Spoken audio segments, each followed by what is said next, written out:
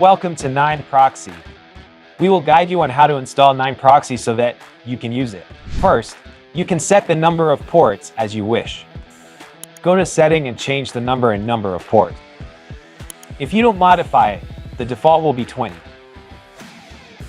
Next, exit the settings and go to the Proxy List section. Here, you can select the country, state, city, zip, and ESP that you want to use. Here, we will take the US as an example for the country selection.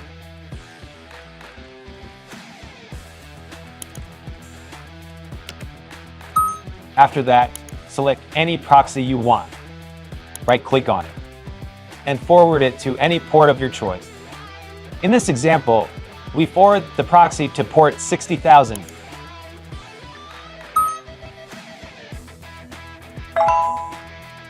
Finally, go to the Forwarding List tab. Copy the proxy you just forwarded and start using it.